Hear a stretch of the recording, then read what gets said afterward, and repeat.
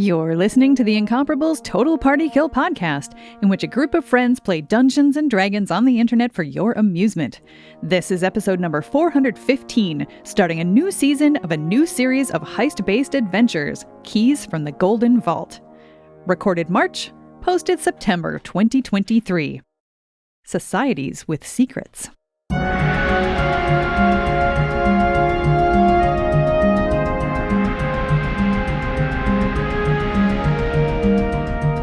Welcome back to Total Party Kill. Recording. Today we are doing one of my favorite things. We are starting a brand new adventure. But wait, who am I?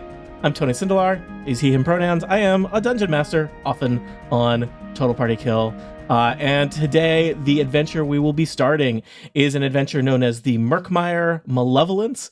It is the first adventure, the level 1 adventure from the recently released official Wizards of the Coast D&D Keys from the Golden Vault, which is a series of heist-themed adventures. I was very excited to buy this book, and several of my friends are very excited to play it because, I think nerds just love heists, right? Yes. Is that fair to say, nerds? You can speak.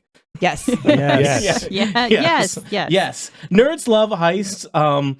I think because they are basically the nerdiest form of crime, because they have a lot of planning to them and careful calculation and consideration. Requires good organization, thought, planning. I mean, a heist is the project management, concentration of crime. Most criminals get into crime because they don't want to do homework.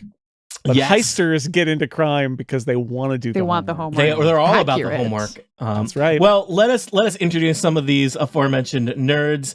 I will introduce them, and they will introduce their, I was going to say brand new, but at least new to this adventure, characters that they will be playing. We have a heist crew of 4 today. Players, I will tell you, for purposes of this adventure, you already all know each other and perhaps maybe even have pulled some jobs together in the past, but this will be, your first big score. First up, it's Jason Snell. Welcome back to Total Party Kill, Jason Snell. Oh, hello. Hi, Tony. Hi, everybody. I am playing a character named Revel. He is a Triton, so he is a blue fish man. And he is also a druid, because that's funny. And so, yeah, he lives in something under the sea. No, that's SpongeBob. Sorry.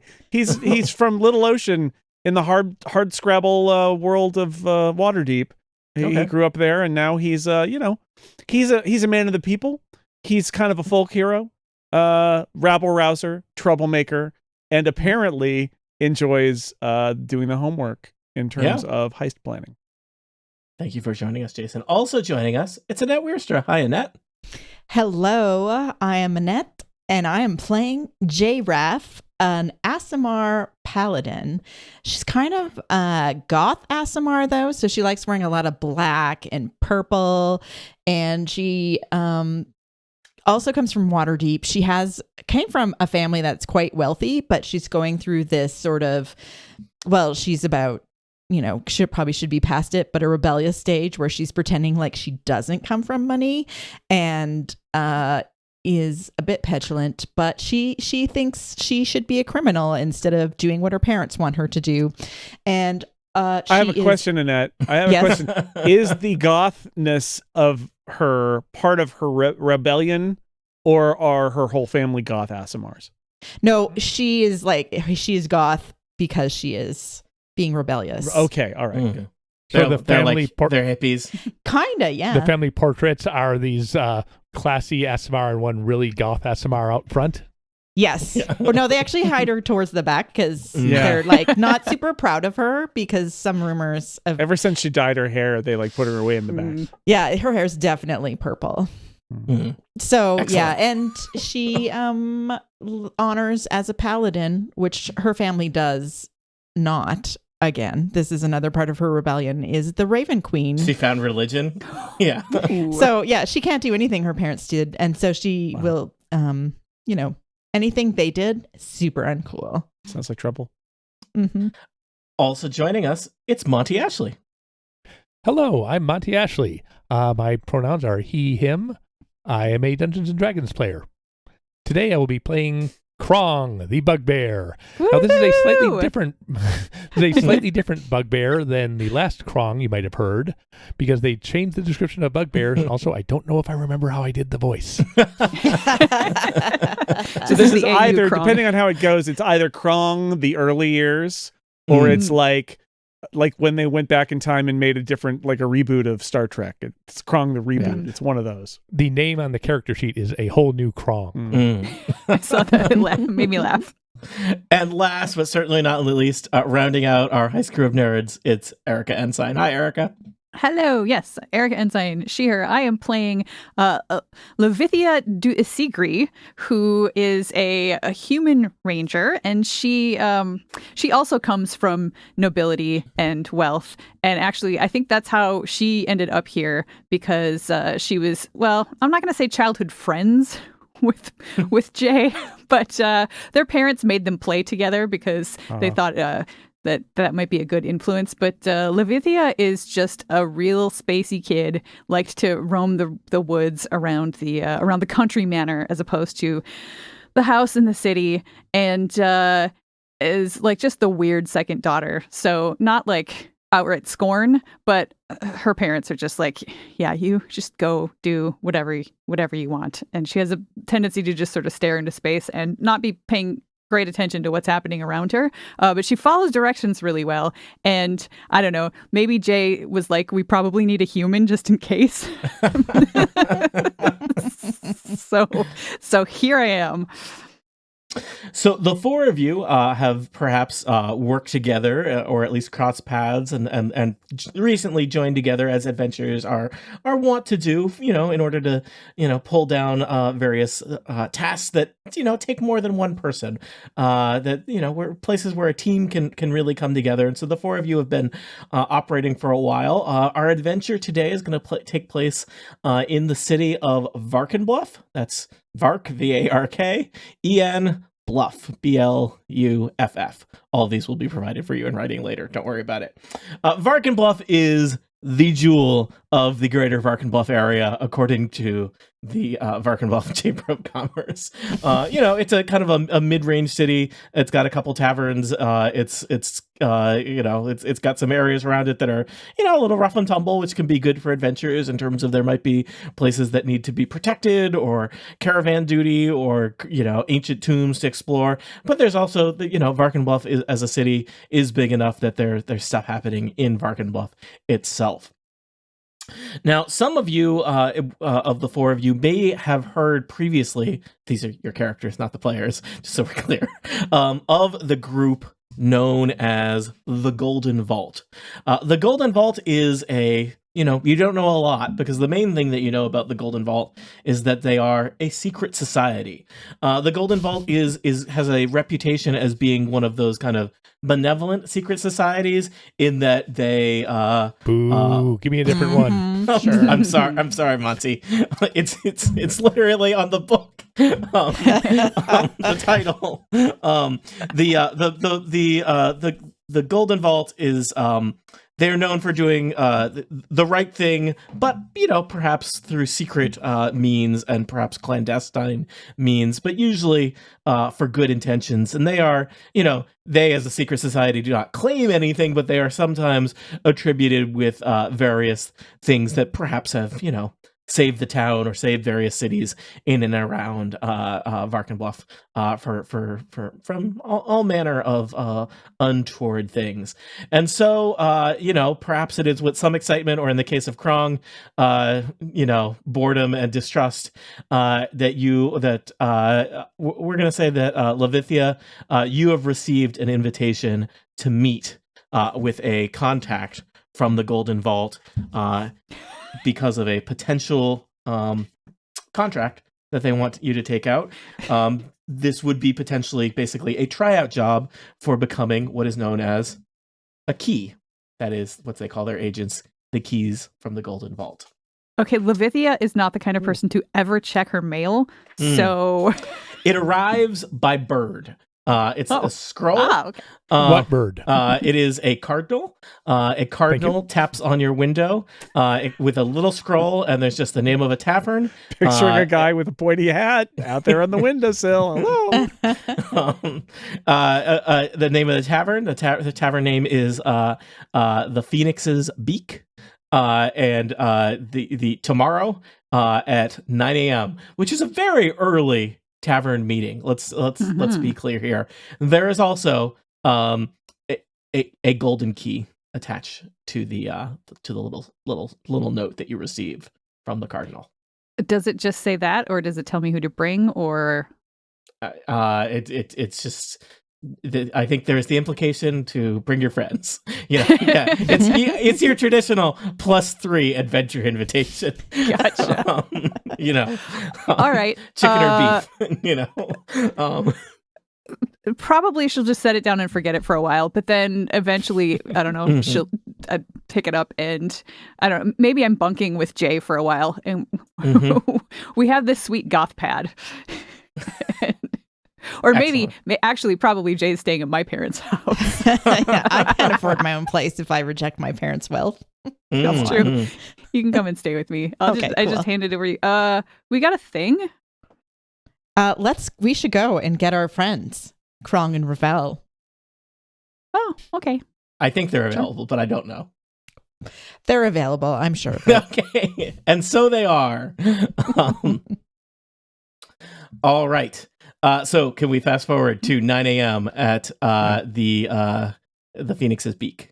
I mean, unless somebody argues. No, Ravel's like, Phoenix's Beak, 9 a.m.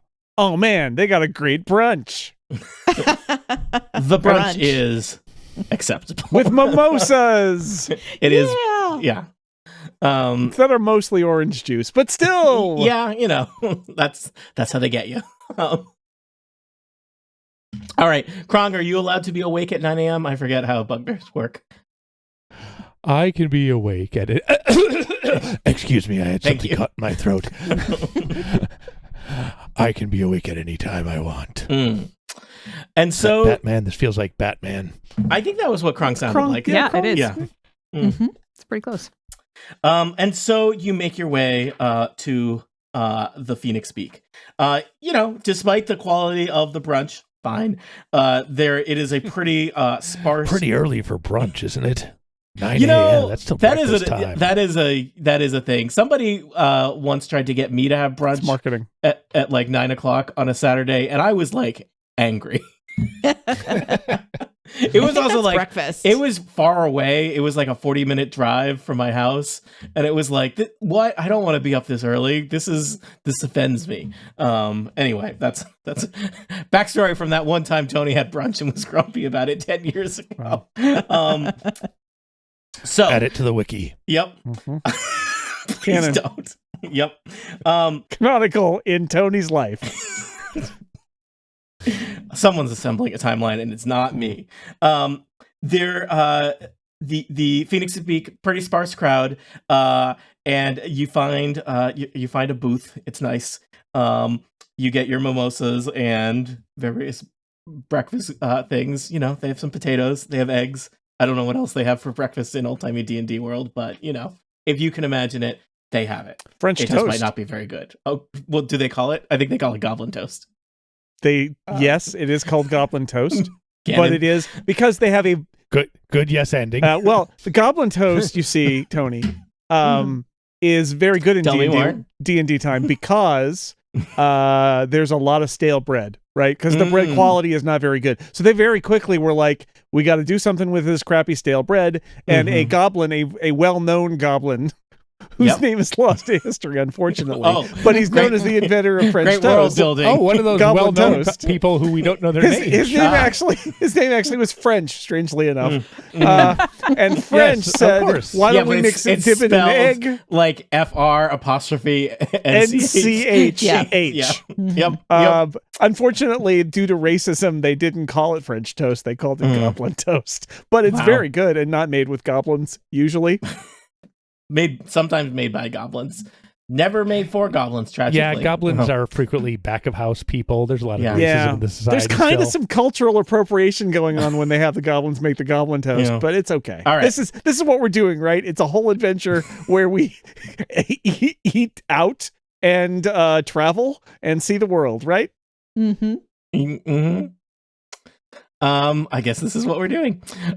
So, as you are settling into your booth, give me a quick perception check. Oh, rolling Oh. dice. I rolled a good number. Can I choose not to? Yes. I rolled a 2. I rolled a 2. I rolled a 19 for a total of 20. In my All right. defense, I ordered a mimosa, hold the orange juice, and so I'm on my second one All because right. it's a good kind of brunch. All of your perception checks are with disadvantage until noon. I don't. French toast. Goblin toast. Goblin toast. Oh, it's Yeah. the best. Yeah. There is a young woman in kind of the booth, like kitty corner to you, who is like clearly kind of like staring at all of you. And she looks, like she's, perhaps maybe was eavesdropping a little bit, trying to assess what's going on with the four of you and how many mimosas you've had to drink. Levithia's just sort of staring at the ceiling. Mm-hmm. Since I think I'm the only one that noticed Yep. her, Mm-hmm. I will continue talking to everybody, but slip into Thieves Can't Oh. the message, what do you want? So, as I understand it, it was a goblin, and what was its name? I don't remember its name. That's weird. Anyway, the goblins make this toast, and it's great. Hearing you speak in Thieves' Cant, the young woman's eyes kind of light up, and she gets up and kind of like does almost like an exaggerated cartoon 3 steps to get from her booth to your booth. And I don't know if there's space in the booth for this person, but they kind of like they make space and slides in. We'll say next to Krong. And she makes kind of a dramatic show of reaching into her robe and producing, it looks kind of like a little wooden cube, and putting it in front of you. This is what the woman looks like. She's dressed like she might be some kind of like scribe or other person that is the white collar people in old timey D&D world. Not a laborer, but also not someone who's super rich. Is this the check? She does kind of a fake cough. We're not ready for the check yet. I offer to order her a mimosa. I really appreciate it. But this is from a friend of ours. And she kind of taps on the wooden cube that's in front of Krong. I pick up the cube. Okay. It's small. It's a couple inches on each side. It's mainly, wood. It's got some fancy kind of little brass inlays around it. And looking around it, there doesn't seem to be kind of like a hinge, but there is a visible keyhole on one side. I take out my thieves' tools and try to pick the lock. Okay. Give me a I believe that's a dexterity check with your thieves' tools. I think you have an advantage if you're trained in thieves' tools. I have proficiency in thieves' tools for sure. Mm-hmm. So I'd really like to add my proficiency bonus to this. Please do. That comes to 13, unless I also have advantage, in which case I will reroll. Why don't you reroll? That comes to 11. Krong, you are working at it, and this is it's hard. This is a very delicate lock. It's very tiny. It's also, you think that there's some magic in this old box, and it is, you're stumped as to why if you're going to ever be able to unlock this box that may or may not be unlockable with your thieves' tools. I say, Levithia, give him the key. I'm sorry, what? Remember that key? Did you bring that key? Oh, yeah. You put it in your pocket? The young It's like- woman is nodding her head very enthusiastically. Lithia pulls out the key. It's like, oh yeah, this thing here, and hands it over to Krong. Oh, I take the key and I insert it into the lock and I turn it. Okay. The first thing you all notice is that suddenly the sounds of the tavern are completely muted out. It's like all that kind of background noise and the din and people's forks on their brunch plates and whatnot, suddenly silent. You can still see people. There are people around you, but it's like no sound from the world around you is getting in. And then the box begins to speak. It sounds like the voice of the young woman who gave you the box. Greetings, operatives, or should I say, potential operatives. The Golden Vault has learned that the egg of an eldritch horror has been mistaken for a historical object and is about to go on display at the Varkenbluff Museum of Natural History. The anthropologist, Dr. Cassie Donnell, tried to warn officials about this egg, known as the Murkmire Stone, but no one believed her. We do, and we know that if this egg hatches, many will die, or worse. This quest, should you choose to undertake it, requires you to infiltrate the museum, steal the egg, and return it to Dr. Donnell, who will neutralize it. There's no time to waste. The egg could hatch at any moment. Start by meeting with Dr. Donnell at the Varkenbluff University. Good luck, operatives. The sound of the tavern kind of resumes slowly around you. The young woman is just looking at all of you and just really smiling. We've our friends, mutual friends, have had our eye on you for a little while, and I have been given the task of recruiting you and kind of managing this current situation. My name's Mira here, from the Golden Vault, and it would just, I am really rooting for you all. It would be great if you are successful at this first job, both for me and for you and for Varkenbluff and the greater Varkenbluff area. Is there anything else in the box? The box is not open. It just, plays a recording. And in fact, you notice that the box is like slowly starting to kind of fade away. Fade away, like vanish? Yeah, it's just kind of like you remembered turning into dust. We heard This message will self-destruct in 2 seconds. There's kind of a slight rattle as the little key hits the table. Oh, make sure to hold on to that for later. Probably not relevant anytime soon, but I had proposed that we make the keys disappear and not the boxes, but I was overruled. But when I'm in charge, things will be different, says Mira. What other plans do you have for changing how things are run? Well, I shouldn't get into details with potential people. That's reasonable. Besides which, there's a horror egg to stop from hatching or have hatched somewhere that it isn't. So we should probably get on that. My boss is a real morning person, and so he insists that all these briefings be at 9 a.m. I would have sent you the box last night if it was up to me. But I'm a night owl. What are you going to do? I pick up the key. Any questions? Do you get a kickback from this tavern? I do not.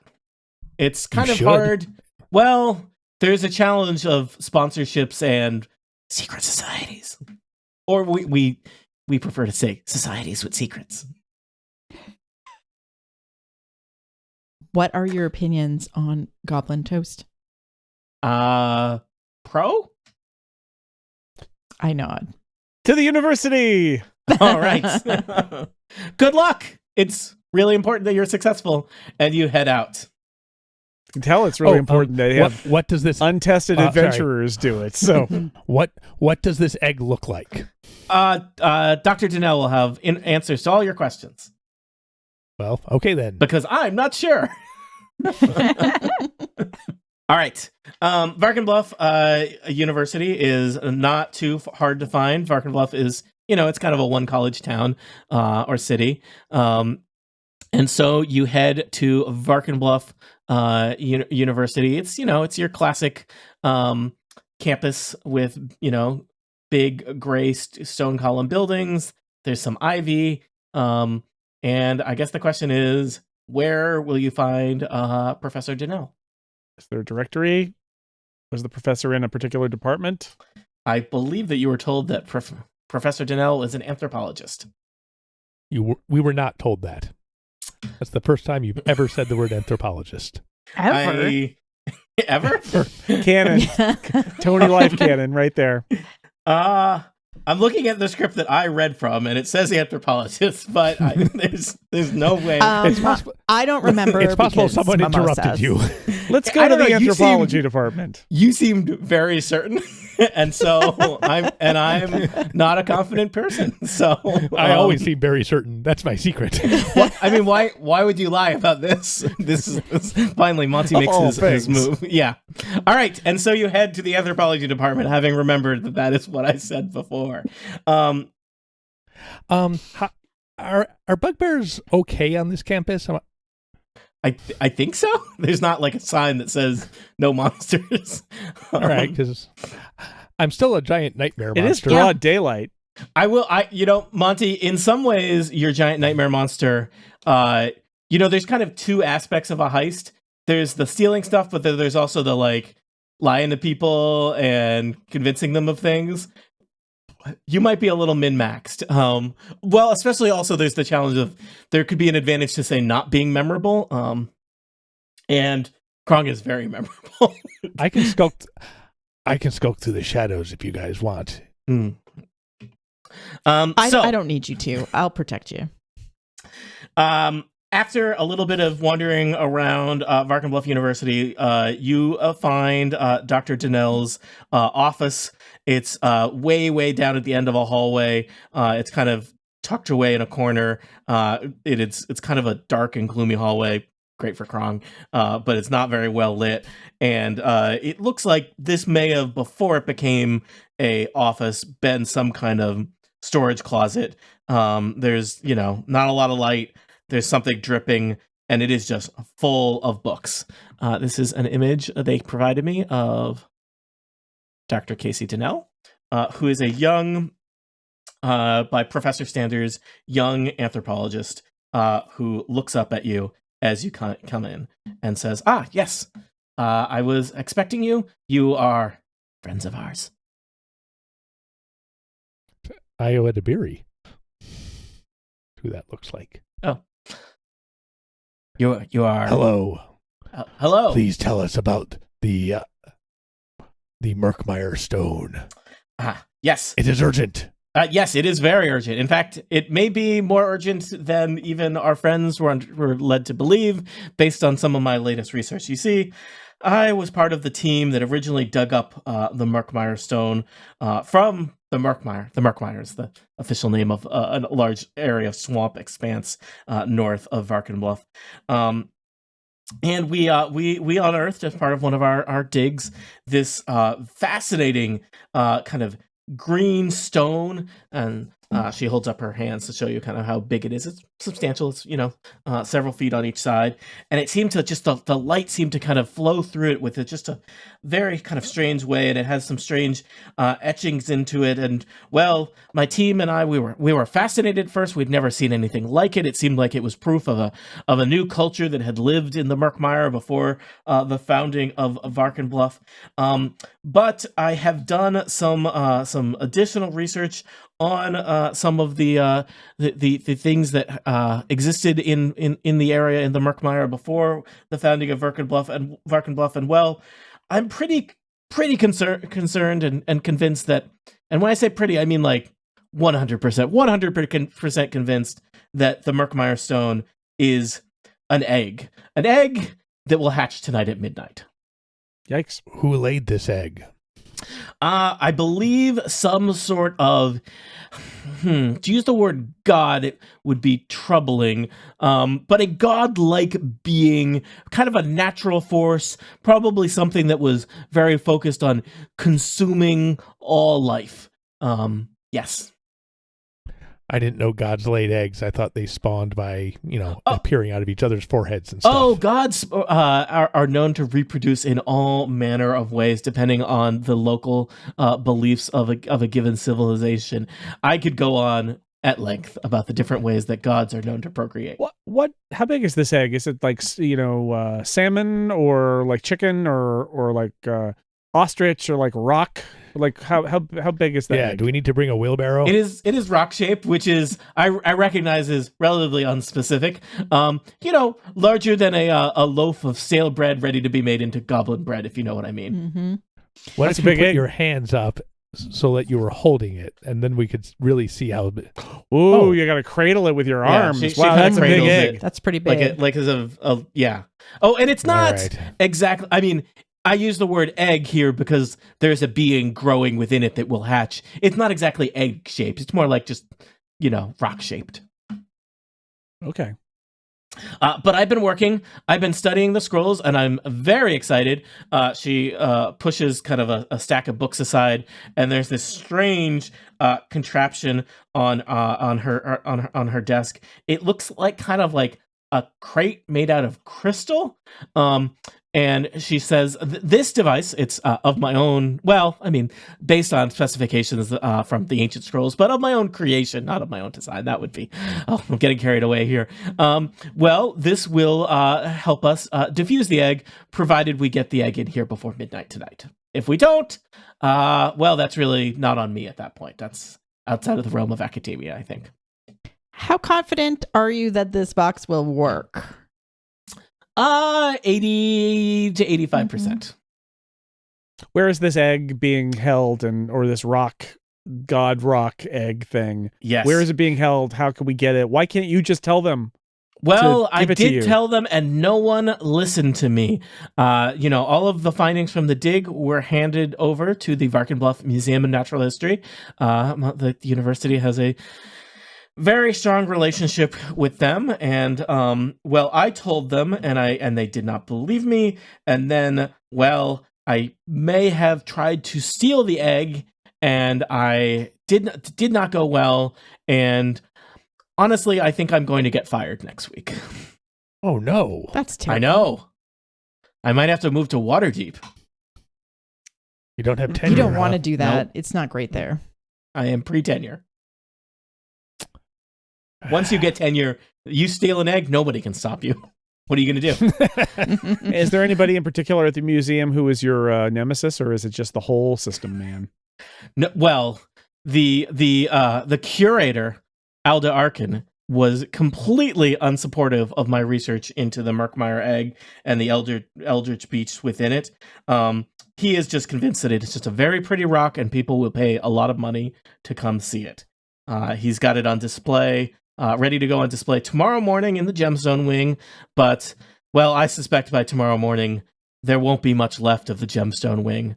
Not really sure about what the status of the museum itself will be. It really depends on the motivation of the creature and whether it hangs out there or moves on, how many people there are to eat, and so on. I don't know a lot about the biology of eldritch horrors. So if you have tried to break in, can you give us any information about what we should be aware of, what kinds of protection, security, guards? The lay of the land, the Mhm. scouting report, stuff Can like you that. do our homework for us? I can. They our friends, the Golden Vault, indicated that any information I could provide would be helpful. And I have been, as a professor, to the Varkenbluff Museum many times myself. Allow me to show you this. And she knocks over another stack of books and pulls out a big rolled up piece of paper that's strangely on her letterhead, despite the size.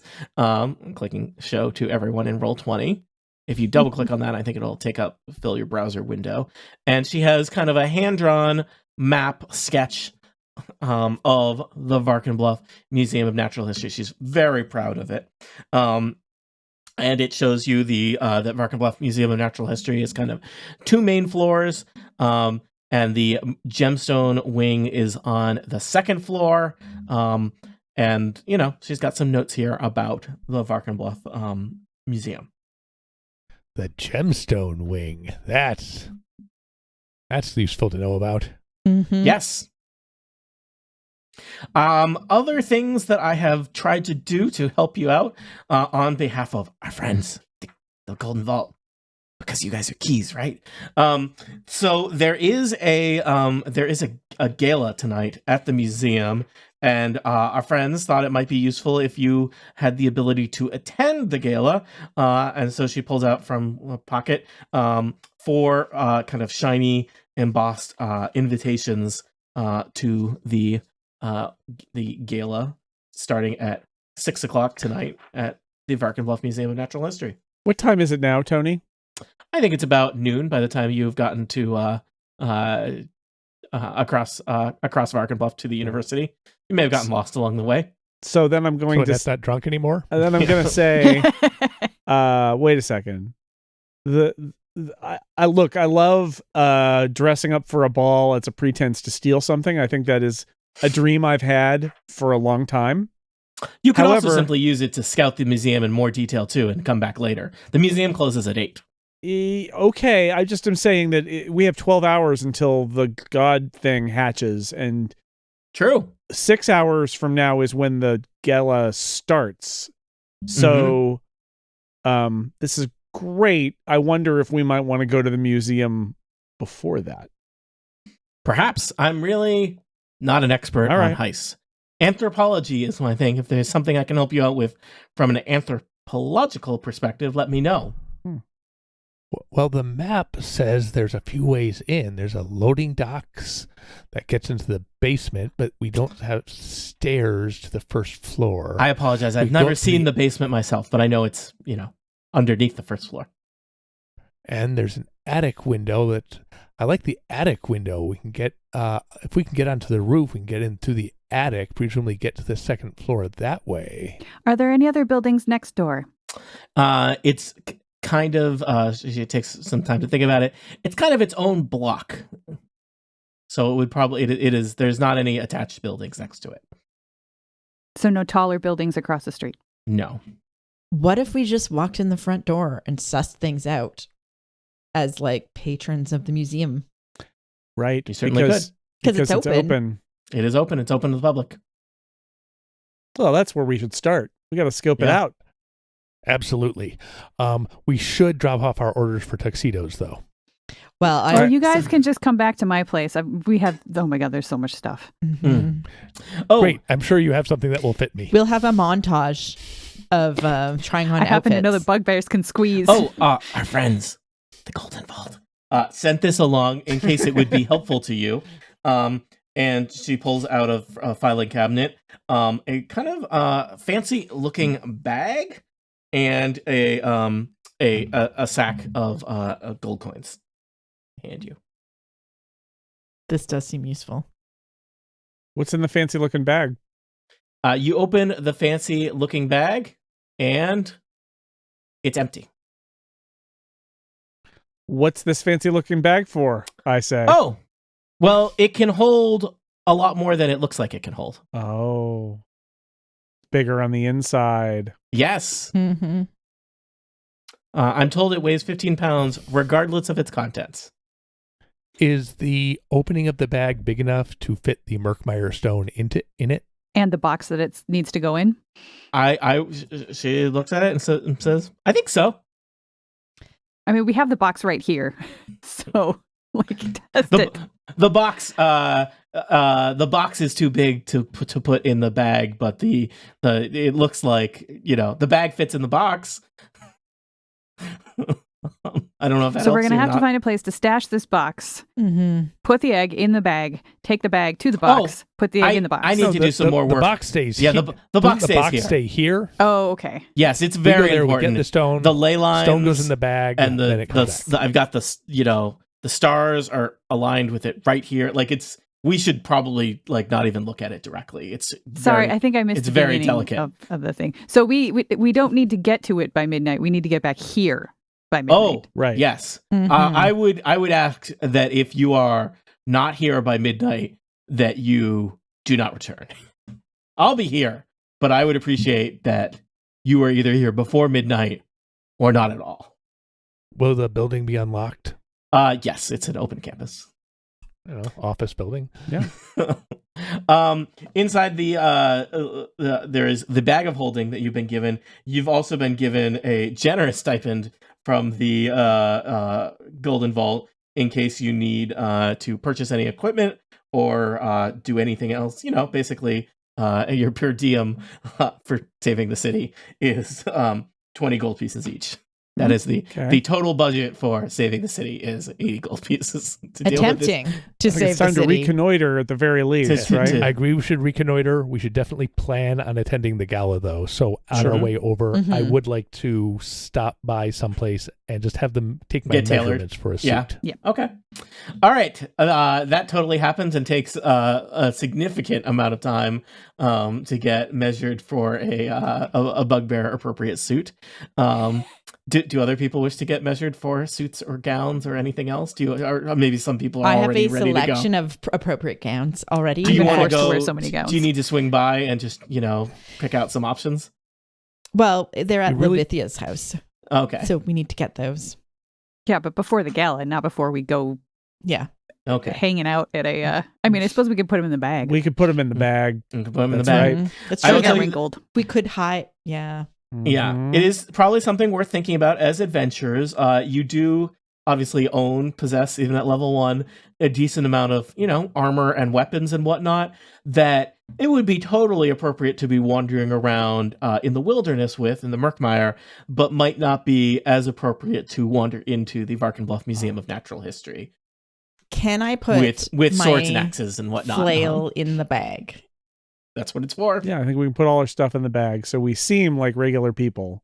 Yeah. And then we can go into those bathrooms that are right around Just the a corner. regular, horrible monster and... Hello, I am a regular art patron. And a fish man and a goth lady and just a normal human. I'm very nondescript. So definitely not wearing chainmail.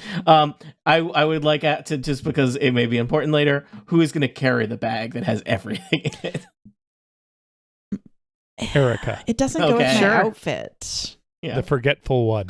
Okay. Levithia has... I don't the leave bag. things behind. I just space out. So that's smart. Yeah, there's different types of forgetfulness. Levithia has the bag of holding that has all of your worldly possessions in it. What All does right. it look like on the outside?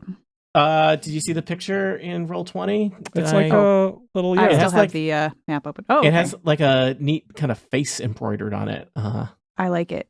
Yeah. I'd never seen art of a bag of holding, and I'd never stopped to think about what one would look like. I think I always imagine a bag of holding more as just like a burlap sack. Same. And this one is more like a Way better. fancy like a satchel with it's much more colorful than I would have expected, I guess. it's like a little messenger Yeah, bag. Yeah. We should coordinate your outfit to go with it so it looks normal. So something that when you're goes with carrying red and it. blues. Mhm. You got it. Do you have any gowns with faces on them so you can match that? Probably. Yeah. I always And- picture a JanSport backpack because I was 14 when I started playing D&D. Yeah, I have Perfect. several gowns that are like they're kind of gowns. They pass for gowns, but you can tell they're the kind of thing that, a girl's going to wear where she's trying to sneak out of the party as soon as possible to go cavorting in the woods, and her parents didn't want her to completely ruin like super expensive fabric. So a messenger bag over one shoulder would work perfectly. Nice. All right. You head to Varkenbluff Museum of Natural History, conveniently located in the historical district of downtown Varkenbluff. It is a large, kind of granite-looking big building with big columns. You can see it's, it looks like it's several stories. It's a pretty imposing kind of edifice. Let's see, things that you would notice just from the outside. It looks like it has big, high, vaulted ceilings, and it's a fancy looking place. Let's see, I do have Vaulted ceilings, you say? Yeah. Interesting, because this says it might have an attic. Mm-hmm. Are vaulted ceilings incompatible with an attic? Well, I just figure that if you're indoors and you see big, giant vaulted ceilings, then there isn't an attic on top of it. Well, there So could be from the levels Might be and next levels to and it. levels. I'm gonna reveal the kind of main lobby.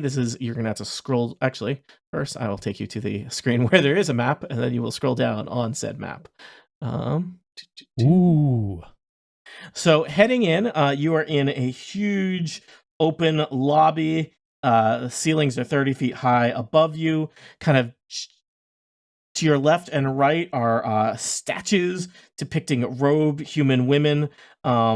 This seems to be kind of just like a large public mingling space. There's lots of marble columns. There's an information desk that looks like it's staffed by some interns.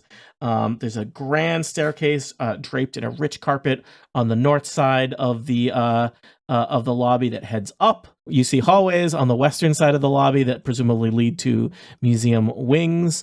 There's a bunch of, it looks like there's probably more like museum offices on the east side of the lobby. And there are not one, but 2 gift shops tucked in under the grand stairway leading up. So this is Varkenbluff Museum of Natural History.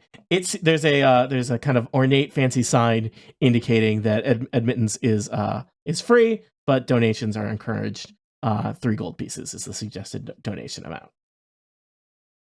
I will immediately put 3 gold pieces in the thing and saunter past.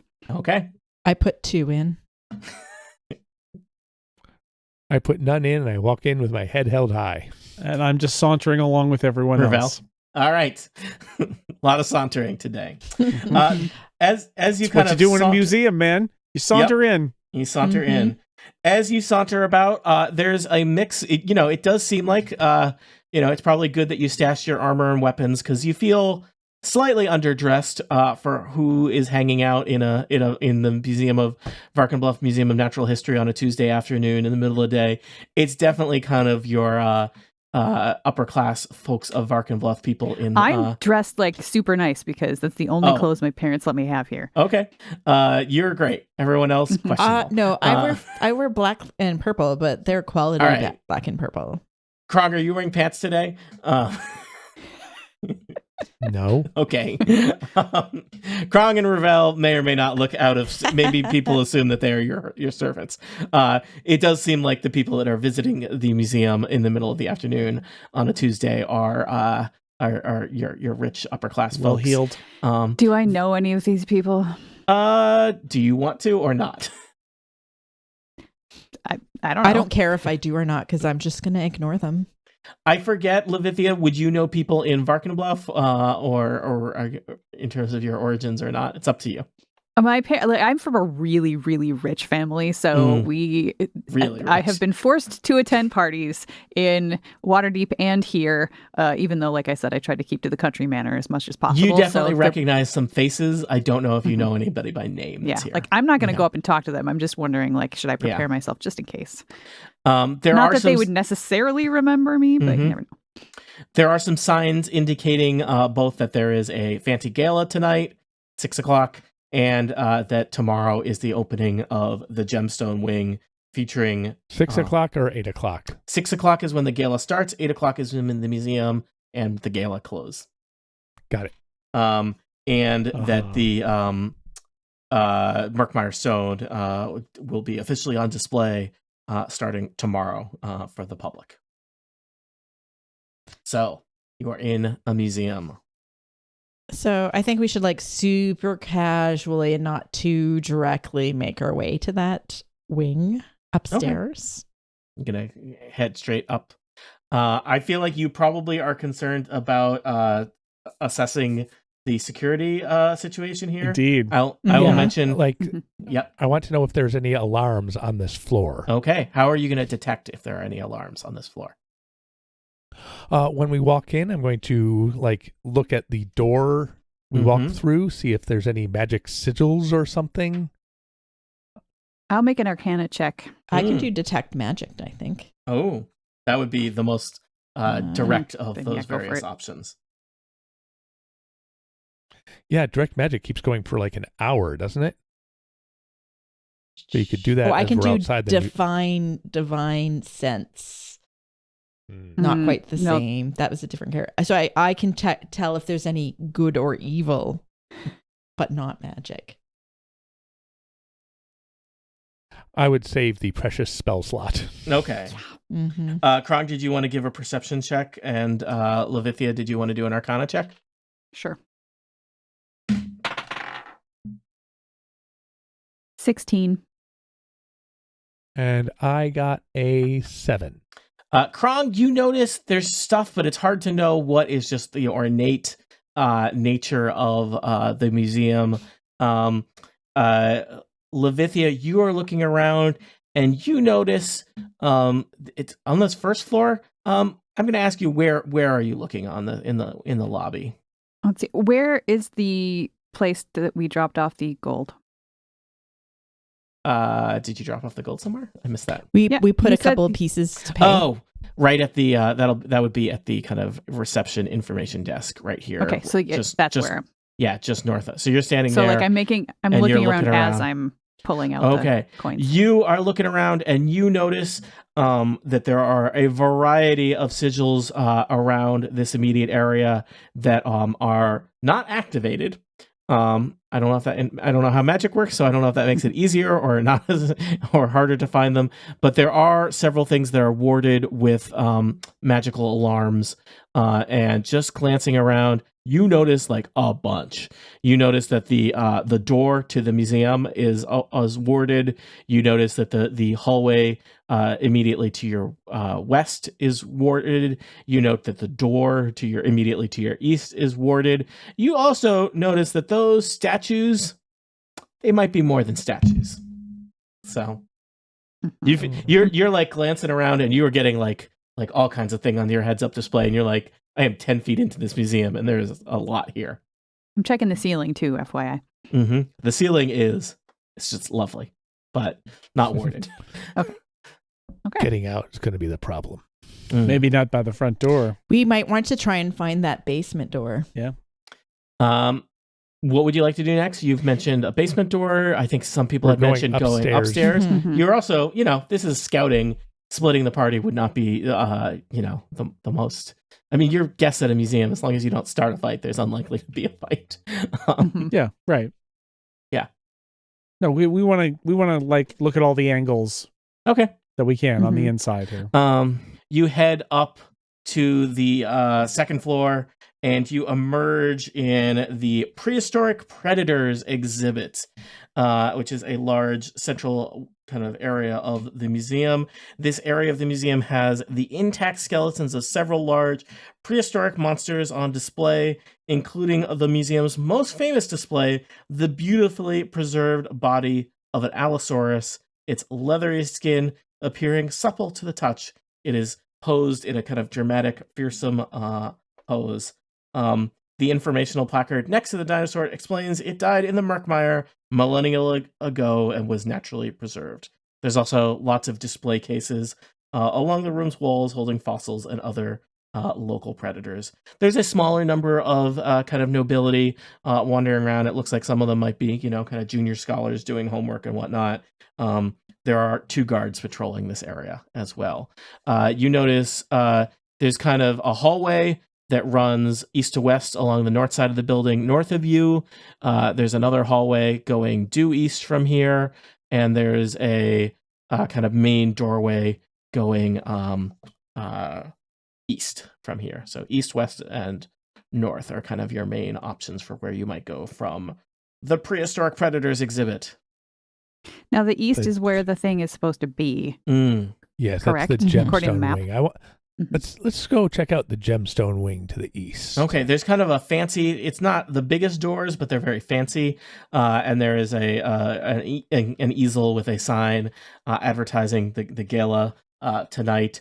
The doors look like they are closed up, and as you kind of mosey over in that direction, Krong, one of the guards kind of mentions, sorry folks, Gemstone Wing is under construction. They're setting up for a gala, but the grand opening is tomorrow. Come back then, you can see the Murkmire stone. Oh, is the gala in the gemstone wing? Yes. Of course it is. I'm going to make another Arcana check. Mm-hmm. Not very well. That's a 7. You definitely know that there are alarms around here, but you're having a hard time pinpointing where they are.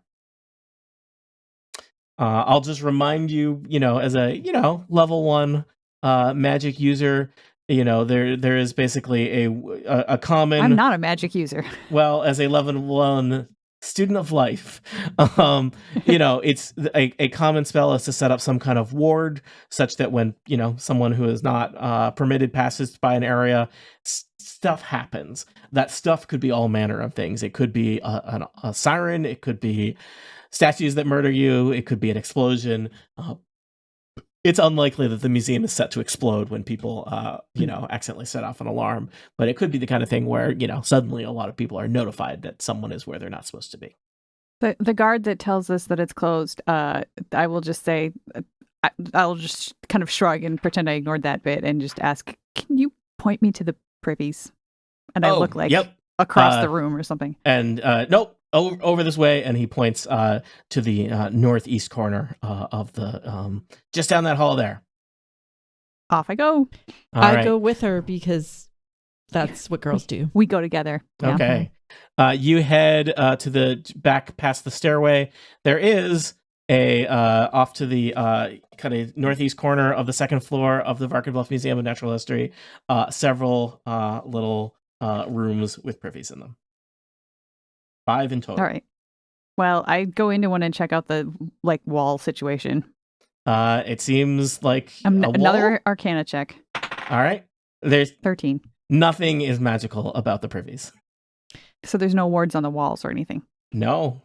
I go to the end of the hall to see what's happening down there. Yeah, at the end of the hall, there is a kind of, it looks like you've kind of, without meaning to, possibly passed from the public area into the staff area. There was nothing, there was no, I imagine there's a sign that says staff only past this point, but there's nothing physically separating you from that. And there's a kind of less ornate, much more functional looking stairway leading up. What are the ceilings like in the bathroom stalls? They're, they're not 30 feet high. I mean, are they is there recessed, acoustic tiles with space above them? Yes. Okay. Like space for a nightmare monster to squeeze into? Sure. I'm not sure what I'm agreeing to here. I come to check it out with you, and I offer to give you a boost to look if you want to see if you can get into the ceiling. Yes. You're trying to get into the ceiling? Uh-huh. You said recessed ceiling, and you said yes. All right. You get into the recessed ceiling. You can see that there. Like I'm poking my head, and I'm not climbing yet. Yeah. Okay. Yeah. No, I'm good. You're scouting. You can see that there is kind of a drop ceiling here above the privies. It does look like it does not connect to the gemstone wing south of there's kind of, I guess in architectural terms, I think it would be a firewall, but there is a significant looking kind of stone wall between the area you found above the privies and the gemstone wing to the south. You suspect the gemstone wing probably has a high vaulted ceiling. So this would be enough room for potentially someone's to hide while they check the bathrooms before they close up for the night. Okay.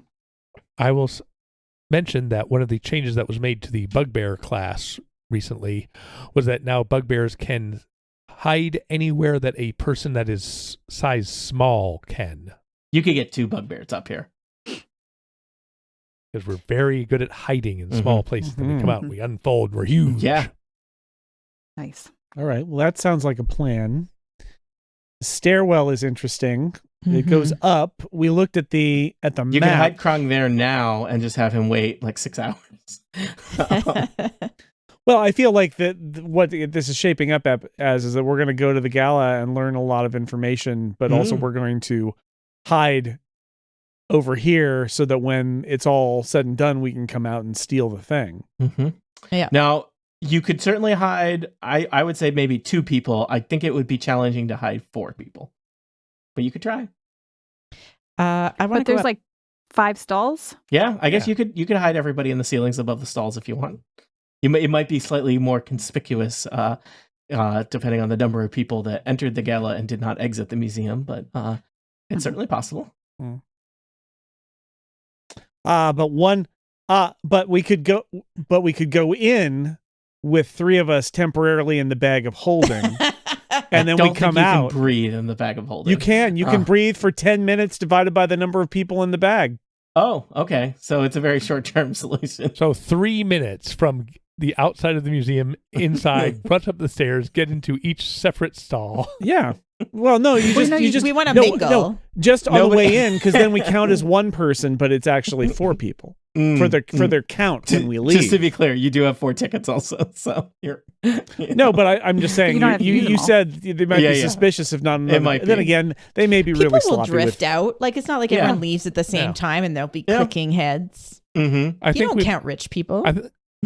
I think we've got some good options. Yes. I'm really worried about how we're going to get out with the So I had a thought, which is if this goes to the roof, which is something that's on the map, one possibility we could have with our gold pieces and all is to see if we could find a shop with maybe like a potion of feather fall or something like that, where we could actually, or some other method where we could run to the roof and then basically jump off with the thing. I like this plan. I wonder That if sounds there's like some fun. kind of equipment that you could use to like climb down a building. I'm imagining like a really big string. like a magical thing, like a rope or something, Tony. A rape? Is that how you pronounce it? Rope? No, it's a one of rope. those I don't words know. I've seen in writing so Wait, many times. Tony, I've never said it out loud. Are you suggesting that we use a rope to climb down a building? That's a novel use of rope, if ever I've heard it.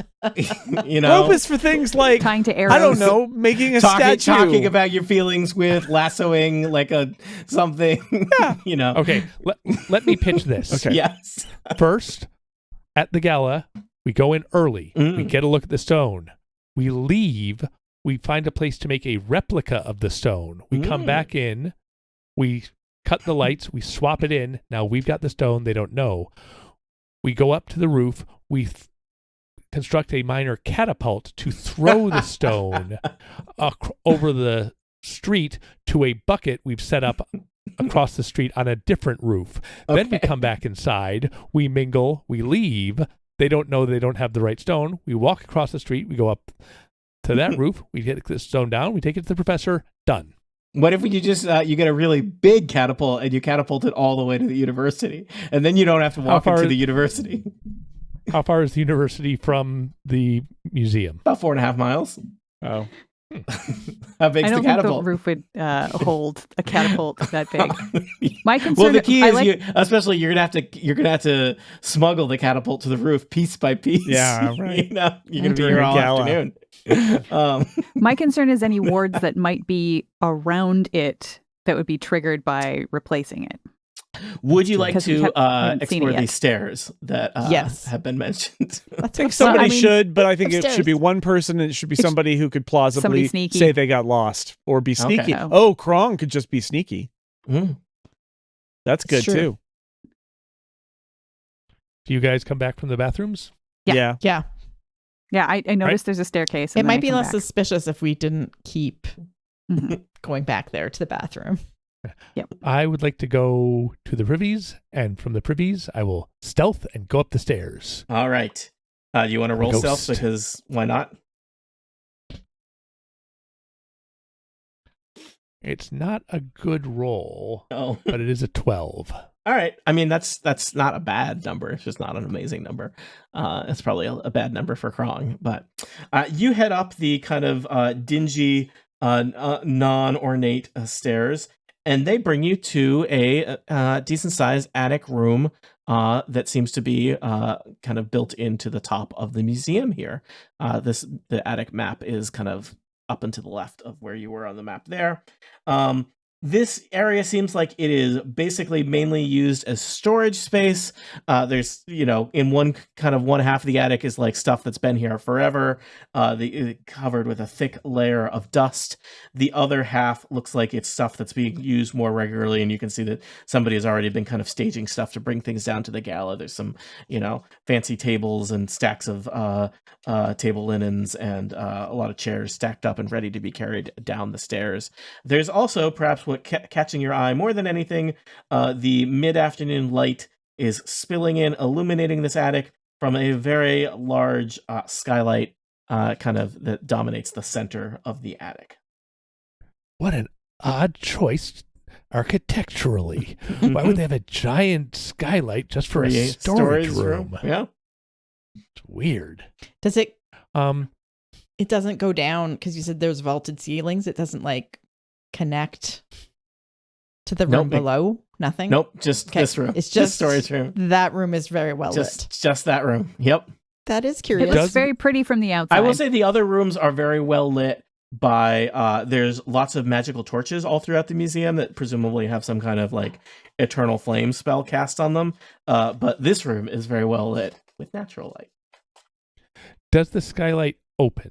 Looking up at it, the skylight is a good deal above. Well, I forget how tall Krong is. 7'5". The skylight is a small deal above Krong's head. You can see that the skylight clearly has a moving compartment or moving panel that would move, though it looks like it's pretty old and rusted and has not been operated in Doesn't decades. Krong have 10-foot reach? Can Krong go whoop? Yes, he can if he wanted to. Yeah. It does look like there's a relatively simple but old and rusty lock locking this. The skylight is currently locked closed. I will not touch it right now. I'm trying not to touch anything because somebody is going to be up here bringing tables down for the gala or whatever. Is there a box that says like Murkmire stone like stenciled on it or anything? It does not seem to be anything like that. All right. Is there any sigils or anything around the skylight? Give me a quick perception check. How about investigation, Tony? Investigation just once. Investigation. I thought investigation was more for like deduction with interacting with people. And like that's fine. Okay. I thought that was insight. It is insight. Oh. But he's the DM. I don't make any mistakes anyway, except for all the mistakes I make. That was a perception. I rolled a 7. As far as you can tell, the skylight is unlocked. All right. I'm sorry, not unlocked. You know it's locked. Skylight is unalarmed. There does not seem. I'm glad doesn't seem to be any alarms in the attic in general. I mean, and you did just wander into the attic and haven't set off any alarms. I will stealth into a privy, and then walk out of the privy noisily. Oh, okay. I'm going to, as Krong's doing that investigation, just wander into the cafe and then through the creatures of the past. Yeah. All right. So Levithia, you head west from the prehistoric predators exhibit. I'll get a coffee or something. Yeah, there's a little cafe here on the second floor. It is the Unearthed Cafe. There's one guard here, and then there's a clerk work in the cafe, and you buy a coffee.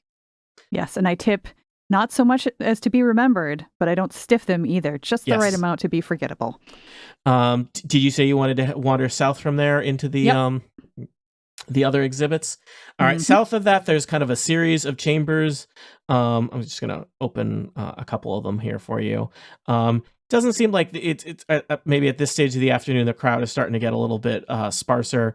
There's some guards patrolling, but you don't see any other museum patrons at this area. There's several different rooms here. The first one is the Creatures of the Past exhibit. Fossils of small prehistoric creatures are arranged here, some as fully reconstructed skeletons. The exhibits include microraptors, ornithopods, dwarf elephants, and an ancestor of the cockatrice.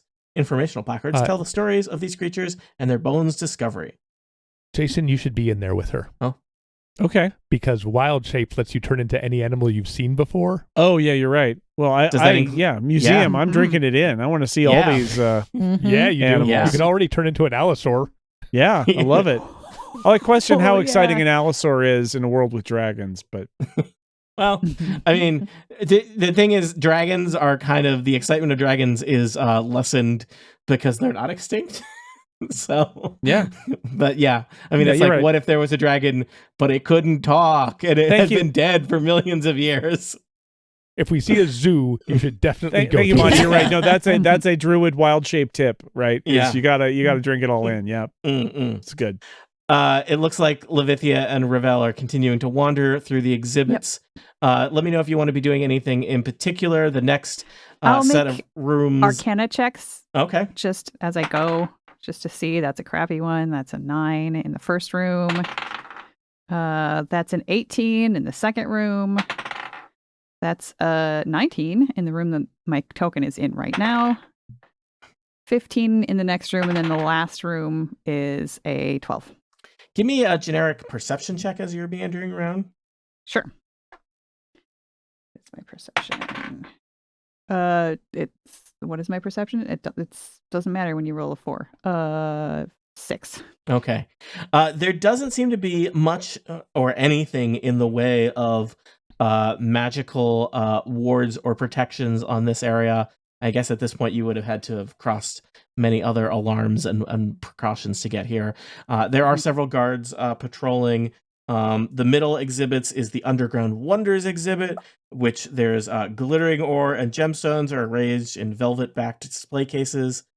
Informational placards explain local geologic history. And then at the very end of the wing is the archaeology display. Picks, trowels, brushes, and other archaeological tools are on display here. Informational placards label them as tools famous local experts use to dig up the wonders found elsewhere in the museum. Murals along the south wall depict famous digs. What's to the north? What is the north wall situation? It looks like it's just a wall. Do you want to specifically look at the north wall? Yeah, because I know that it's the other side of that wall. That's like I'm casing the joint all the way around the room where I know the egg. Give me a quick perception check. It's weird that there's privies on the second floor. It is a little odd, isn't it? That's true. But yes, it is. Gravity, helps something. 14. All right. As you're looking around, a 14 is good enough. You do notice it's not like a secret door. It's like a subtle door. There seems to be kind of like some kind of utility door or space north of this on the north wall of the archaeological wing here. It's not intended to be invisible. It's just intended to not suggest that this is kind of a normal path for public entrance. So it's human-sized, small-sized? It's a normal human-sized door. Is it locked? Do you want to find out? With a padlock on this, It does not obviously. look like it. It's kind of a sliding door. It does not look like it's locked. I'm specifically making an Arcana check here. Okay.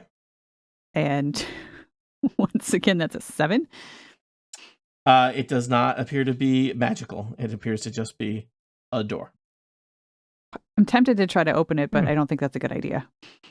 There's not a guard in this room right now, but there are guards wandering back and forth in this wing. Does it open? Which way does it open? It's a sliding door. It opens into the wall. Meanwhile, I'm going to be sort of like positioning myself, again, looking at all the objects, but in a way that I know that their guards are wandering, but it's going to actually block their view a little bit. Sure. I'm going to lean. I'm going to lean against the wall, just sort of like backwards, so that I would open the door and be like, "Oh, I didn't realize there was a door there," in case there's somebody on the other side of it. Okay. That's how I want to open the door. And the door kind of rolls sideways into the wall as Levithia kind of stumbles into some kind of secret passageway. What secrets are hidden within the walls of Varkenbluff Museum, and will those secrets be useful for finding the Murkmire stone? Or will the stone hatch and will everybody be consumed by an eldritch horror, and they'll have to roll new level 1 characters who will fight a giant eldritch monster? For answers to questions such as these, tune in next time to Total Party Kill.